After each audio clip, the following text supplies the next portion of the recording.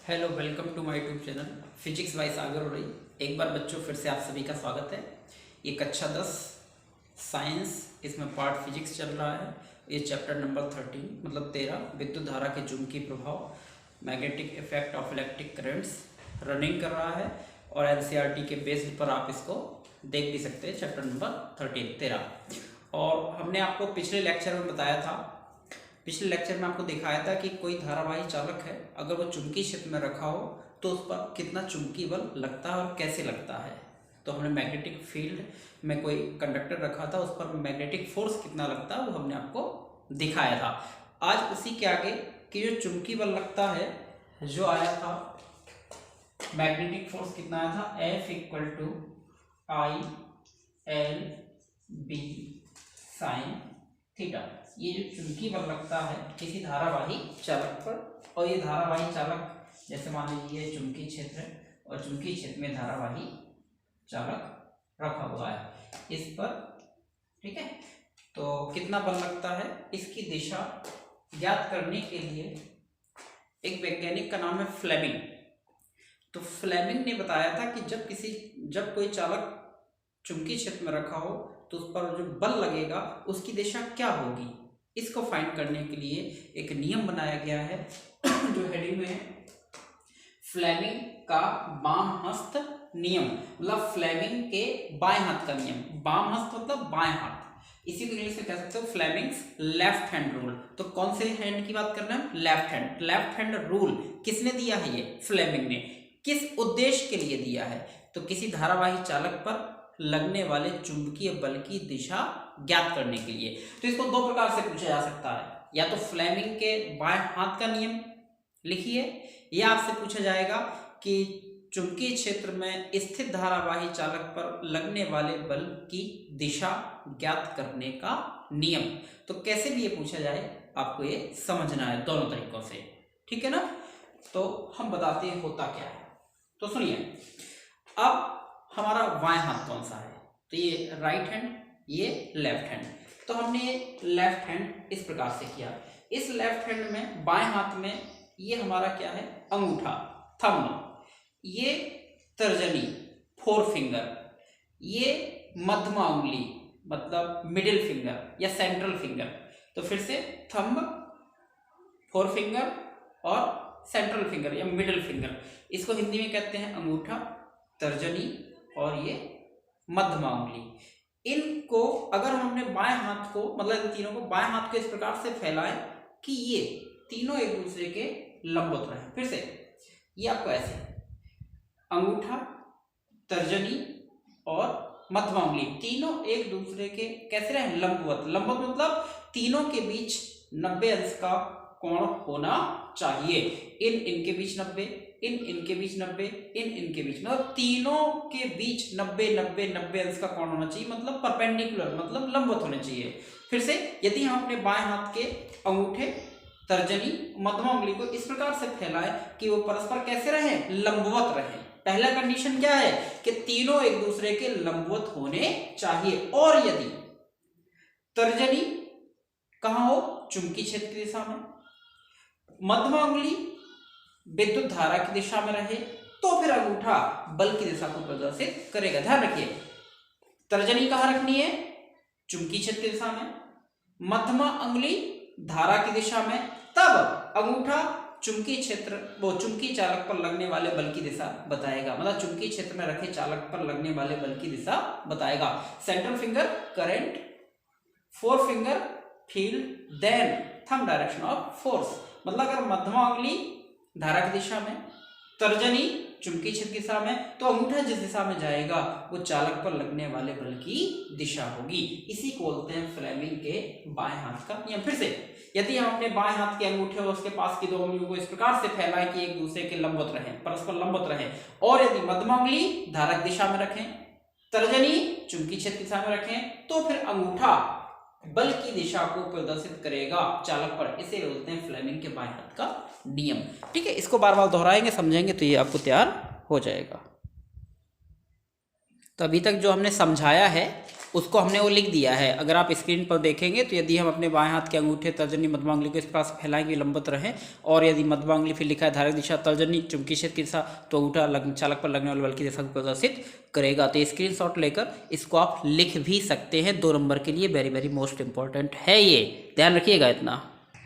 हाँ देखिए, तो अभी आपने फ्लेमिंग के बाएं हाथ का नियम पढ़ लिया है, लेफ्ट हैंड रूल। अब उसी पे आधारित एक एग्जाम्पल है, उदाहरण नंबर 13.2। हमने आपको एनसीईआरटी का पेज नंबर भी दे दिया है, अगर आपके पास किताब है तो देख सकते हो 258। एक चित्र इसमें दिया गया है कि जो चुंबकीय क्षेत्र है वो इस टाइप से पूरब की ओर है, एक इलेक्ट्रॉन इस चुंबकीय क्षेत्र के लंबवत प्रवेश कर रहा है। तो क्वेश्चन पूछा गया है कि इस पर इलेक्ट्रॉन पर लगने वाले बल की दिशा क्या होगी। फिर से, ये चुंबकीय क्षेत्र, ये इलेक्ट्रॉन, तो लगने वाले बल की दिशा क्या होगी। तो हमने पढ़ा है क्या कि जो हमारी लेफ्ट हैंड का जो हमारा ये मध्यमा उंगली है, ये धारा की दिशा में, ये चुंबकीय क्षेत्र की दिशा में, तब अंगूठा बल की दिशा बताएगा। तो बेटा इलेक्ट्रॉन कहाँ जा रहा है? नीचे की ओर। अगर इलेक्ट्रॉन नीचे की ओर जा रहा है तो विद्युत धारा कहाँ बह रही है?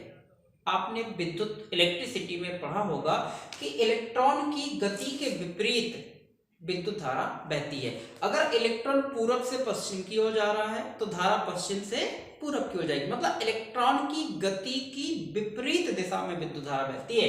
मतलब अगर इलेक्ट्रॉन नीचे की ओर आ रहा है तो निश्चित है कि धारा ऊपर की ओर जा रही होगी। तो सेंटर फिंगर हमें कहां ले जाना है? ऊपर की ओर। और ये चुंबकीय क्षेत्र, तो हम इस हाथ को लगाएंगे कैसे? तो देखो, ये ऐसे तो लगाओगे नहीं, आप इस टाइप से देख रहे हो ना, ये फिर से देखिए इस टाइप से। तो फिर अंगूठा कहां जाएगा? लंबवत। ये गौर से देखिएगा, ध्यान से देखिए, सेंटर फिंगर करंट की डायरेक्शन में, इलेक्ट्रॉन नीचे तो धारा ऊपर की ओर, सेंटर फिंगर कहां जा रही है? करंट की डायरेक्शन में, फोर फिंगर फील्ड की डायरेक्शन में। तो अंगूठा इनके लंबवत कहां जा रहा है? अंदर की ओर। गौर से देखिए, centre finger current, forefinger field, तो थंब डायरेक्शन ऑफ फोर्स, मतलब ब्लैक बोर्ड के तल के लंबवत अंदर की ओर। अगर यही कागज होता तो कहते कागज के तल के लंबवत अंदर की ओर। तो धारा अगर ऊपर की ओर है, चुंबकीय क्षेत्र इस दिशा में है, तो अंगूठा जो जा रहा है वो अंदर जा रहा है, तो कागज के तल के लंबवत अंदर की ओर। अगर यही चीज ऐसे होती कि चुंबकीय क्षेत्र ये होता और धारा नीचे की ओर होती, धारा नीचे की ओर होती तो ये बाहर की ओर, और धारा ऊपर की ओर है तो अंदर की ओर। तो इसमें रटना तो कुछ है ही नहीं, है ना, समझ जाओगे, हो जाएगी क्लियर। अब देखिए कुछ प्रश्न उत्तर हैं। अगर आपके पास किताब है तो देखिए 1, 2, 3 ये प्रश्न दिए गए हैं और पेज नंबर 259 पर है। हम पहला प्रश्न पढ़ रहे हैं, यदि किसी प्रोटॉन का निम्नलिखित में से कौन सा गुण चुंबकीय क्षेत्र में मुक्त गति करते समय परिवर्तित हो जाता है। जब प्रोटॉन चुंबकीय क्षेत्र में गति करेगा तो क्या क्या परिवर्तित हो जाएगा। पहला इसमें कह रहा है क्या द्रव्यमान परिवर्तित होगा, तो आंसर है प्रोटॉन का द्रव्यमान नहीं बदलेगा क्योंकि द्रव्यमान नियत होता है। क्या चाल बदलेगी, तो आंसर है जब भी कोई इलेक्ट्रॉन प्रोटॉन या कोई पार्टिकल चुंबकीय क्षेत्र में गति करता है तो उसकी चाल कभी नहीं बदलती। क्या वेग बदलता है, आंसर है यस। जब भी कोई आवेशित कण चुंबकीय क्षेत्र में या उसके लंबवत गति करता है तो उसका मार्ग वृत्ताकार होता है। वृत्ताकार पथ में चाल नहीं बदलती है लेकिन वेग लगातार बदलता रहता है, तो इसका आंसर वेग बदल जाएगा। अगर वेग बदल जाएगा तो क्या संवेग भी बदलेगा, आंसर है संवेग भी बदल जाएगा। तो इसका सही आंसर है वेग बदल जाएगा और संवेग भी बदल जाएगा, तो पहला आपका हो जाएगा। दूसरा प्रश्न देखिए, कह रहा है क्रियाकलाप 13.7, एक पीछे इसमें देखेंगे तो क्रियाकलाप 13.7 मिलेगा। कह रहा है ए भी एक क्षण है जिसका विस्थापन किस प्रकार से प्रभावित होगा यदि विद्युत धारा बढ़ा दें, यदि प्रबल नाल चुंबकीय क्षेत्र का उपयोग करें, नाल चुंबक जो यू आकार की होती है। कह रहा है ए बी की लंबाई में वृद्धि कर दें। 3 चीजों का जिक्र कर रहा है, वो कह रहा है धारा बढ़ा दें, चुंबकीय क्षेत्र बढ़ा दें और चालक की लंबाई बढ़ा दें, तो उस पर विस्थापन पर क्या फर्क पड़ेगा, मतलब उस पर लगने वाले बल पर क्या फर्क पड़ेगा।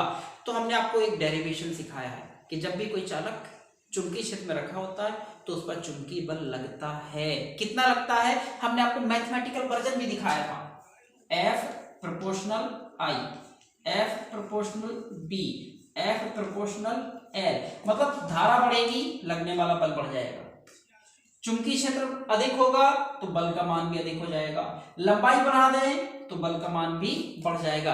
अर्थात तीनों को मान बढ़ाने पर चुंबकीय बल और भी प्रबल हो जाएगा। तो ये आंसर हो जाएगा। तो चुंबकीय बल का मान बढ़ जाएगा तीनों की डायमेंशन बढ़ाने पर। एक और है प्रश्न नंबर 3, ये आपके प्रश्नोत्तर है। प्रश्न नंबर 3 में कह रहा है पश्चिम की ओर प्रक्षेपित कोई धनावेशित कण कहां की ओर जा रहा है? पश्चिम की ओर। चलिए मान लेते हैं पश्चिम है, पश्चिम की ओर जा रहा है कोई अल्फा कण। अल्फा कण है मतलब धनावेशित कण है। धनावेशित कण की दिशा में ही धारा बहती है। ऋण आवेश मतलब इलेक्ट्रॉन के विपरीत धन आवेश की ही दिशा में धारा बहती है। आगे कह रहा है चुंबकीय क्षेत्र द्वारा यह उत्तर की ओर विक्षेपित हो जाता है। जब अल्फा कण पर बल लगता है तो यह चुंबकीय क्षेत्र द्वारा उत्तर की ओर विक्षेपित हो जाता है। इसका मतलब है कि ये कहां की ओर गति करने लगा? उत्तर की ओर। ठीक है, पश्चिम की ओर प्रक्षेपित धनावेशित कण और इस पर एक बल लगा होगा, वो कहां की ओर चला जाता है? उत्तर की ओर। तो बल लगने पर उत्तर की ओर गया होगा ना, तो बल लगने पर कहां चला गया? उत्तर की ओर। तो ये बल के कारण गया होगा। तो ये धारा की दिशा है और ये उस पर लगने वाले बल की दिशा है। तो फिर कह रहा है चुंबकीय क्षेत्र की दिशा क्या होगी? तो चुंबकीय क्षेत्र की दिशा क्या होगी? फिर से कोई अल्फा कण मतलब धनावेशित कण, धनावेशित कण चलेगा धारा की दिशा में चलेगा। तो धनावेशित कण पश्चिम की ओर, उस पर एक बल लगा चुंबकीय क्षेत्र के कारण, तो उत्तर की ओर जाने लगा। तो उत्तर की ओर बल के कारण गया होगा, बल की दिशा। तो कह रहा है चुंबकीय क्षेत्र कहाँ है? इसमें हम कौन सा नियम लगा सकते हैं? फ्लेमिंग के बाएं हाथ का नियम, लेफ्ट हैंड रूल। ये हमारा लेफ्ट हैंड लगाइए। तो सेंटर फिंगर करंट मतलब मध्यमा की धारा की दिशा, तर्जनी चुंबकीय क्षेत्र की दिशा, अंगूठा बल की दिशा। तो इसमें से हमें दो मान पता है, ये और ये। बल की दिशा पता है और धारा की दिशा लगाइए। तो ये हमारा ऐसे नहीं लगेगा। क्यों? क्योंकि ऐसे से नहीं लगेगा, क्योंकि ये हमें कहाँ ले जाना है? इस साइड ले जाना है और ये हमें ऊपर की ओर। तो देखो ये ऐसे लगाएंगे आप। एक सेकंड। सेंटर फिंगर करंट आप इसको ऐसे ऐसे करके, हाँ गुड, ये लगाइए। ये तरीका रहेगा।